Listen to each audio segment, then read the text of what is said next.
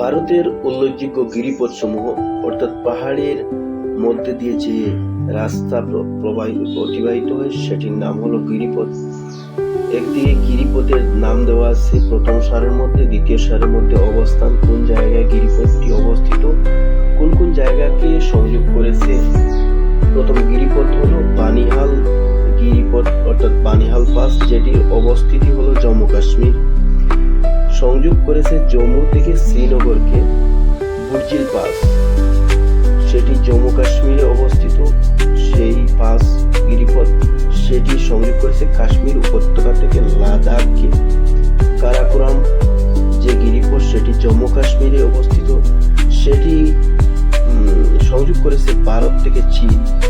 পীরপাঞ্জাল গিরিপথ যেটি জম্মু কাশ্মীরে অবস্থিত, সেটি জম্মু থেকে শ্রীনগরকে সংযোগ করেছে। জজিলা পাস যেটি লাদাখে অবস্থিত, সেটি সংযোগ করেছে শ্রীনগর থেকে লেকে।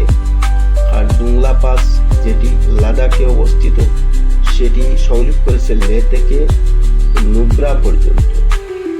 চাংলা পাস যেটি লাদাখ থেকে লাদাখে অবস্থিত, সেটি সংযোগ করেছে লে থেকে পেঙ্গং লেক।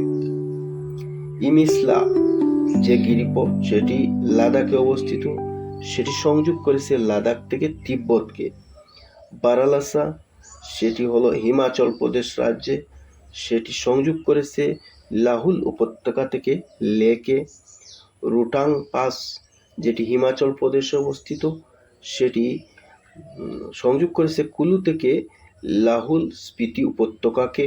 এই হলো কয়েকটি গিরিপথ গুরুত্বপূর্ণ, সেগুলো আজকে আলোচনা করলাম। পরবর্তীতে আরো কয়েকটি আলোচনা করব।